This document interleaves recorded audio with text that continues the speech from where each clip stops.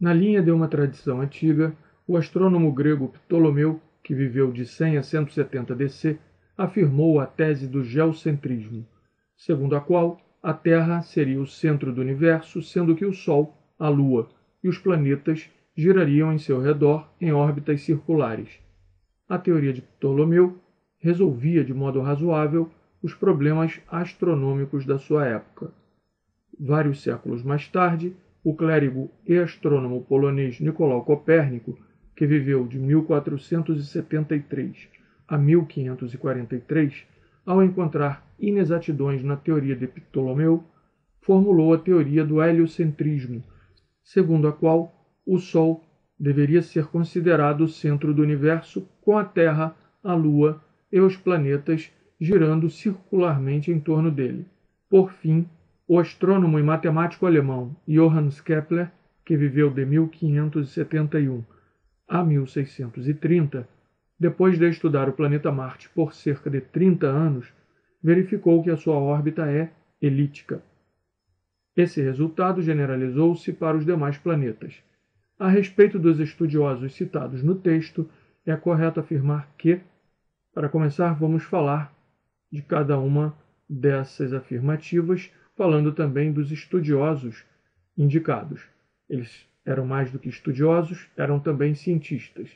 Eram capazes de, com seu estudo, fazer teorias que se aplicavam ao mundo real, teorias que poderiam fazer previsões e teorias que permitiriam desenvolvimentos tecnológicos que seriam úteis para a melhoria da qualidade de vida da humanidade. Além de, obviamente, e isso deve ser de interesse de todos, aumentar o conhecimento sobre o mundo em que vivemos. Então, um desses primeiros cientistas, Cláudio Ptolomeu, citado no texto, é também citado aqui na letra A. A letra A diz que Ptolomeu apresentou as ideias mais valiosas por serem mais antigas e tradicionais. Em ciência, a antiguidade não garante a permanência da ideia. A ideia se mantém se ela for testada experimentalmente e verificada experimentalmente, se ela contribuir de algum modo para a construção do conhecimento científico que tem que sobreviver ao teste experimental. Vamos então agora mostrar qual era a ideia de Cláudio Ptolomeu, que era a da Terra ser o centro do universo, com os planetas e a Lua girando em torno dela. Teríamos então essa situação. Isso aqui é só uma representação nossa, sem muito rigor, mas para dar a ideia do universo ptolomaico. E só para reafirmar aqui a ideia de que ciência se faz testando experimentalmente e verificando a ideia, este cientista, Galileu Galilei, é o pai do método científico. As ideias têm que ser sujeitas a experimento e verificadas para saber se dizem a verdade ou não. Se você quiser saber como a natureza funciona, pergunte a ela. Muito bem, essa discussão, então, nos permite descartar a letra A, e a letra B diz que Copérnico desenvolveu a teoria do heliocentrismo inspirado no contexto político do Rei Sol. Copérnico, também um cientista, desenvolveu outra ideia, que não a do geocentrismo. Ao contrário, ele dizia que ao invés de o Sol girar em torno da Terra, era a Terra quem girava em torno do Sol. Note que Copérnico é anterior a Galileu. Galileu repetiu essa ideia de Copérnico e teve que se entender com o Papa da época e chegou a ser punido pela Inquisição. Essa aqui, então, é a ideia de Copérnico, a Lua girando em torno da Terra, mas a Lua e a Terra girando em torno do Sol, bem como os outros planetas. Então, a informação de que Copérnico desenvolveu a teoria do heliocentrismo inspirado no contexto do Rei Sol pode ser descartada porque o Rei Sol foi Luís XIV, aquele que dizia: "O Estado sou eu". Ele viveu de 1638 a 1715.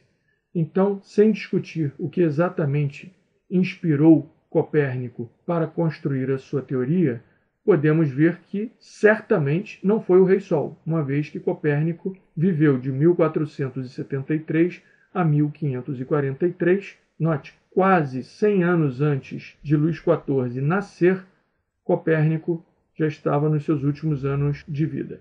Então, podemos descartar a letra B, e a letra C diz que Copérnico viveu em uma época em que a pesquisa científica era livre e amplamente incentivada pelas autoridades.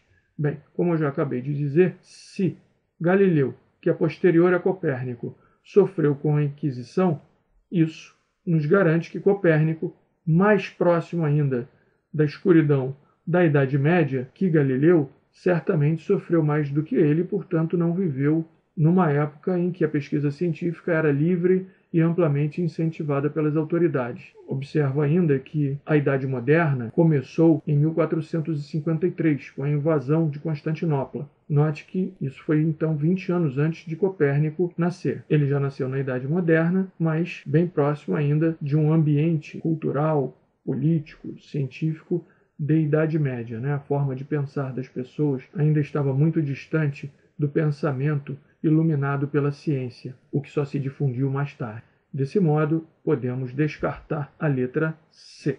A letra D diz que Kepler estudou o planeta Marte para atender às necessidades de expansão econômica e científica da Alemanha. O estudo do planeta Marte, à época em que Johannes Kepler viveu, nada tem a ver com a expansão econômica e científica da Alemanha, uma vez que ele ainda está nessa fase. Tem a ver, sim, com o interesse pessoal dele por sua pesquisa, astronomia. Desse modo, descartada a letra D. Finalmente, a letra E informa que Kepler apresentou uma teoria científica que, graças aos métodos aplicados, pode ser testada e generalizada. O teste é o confronto com a realidade. Essa ideia, ela explica a realidade? Vamos testá-la então, verificando se aquela ideia está dizendo a verdade através do confronto com dados experimentais, isto é, do confronto com a realidade, nós podemos decidir se a teoria é boa ou má. Então, como ele observou o planeta Marte, como informado no enunciado, por 30 anos, e ao fim das contas as conclusões que ele tirou para o planeta Marte foram generalizadas para os outros planetas, a letra E está dizendo a verdade e, por isso, podemos marcá-la como opção correta. Está encerrada a questão.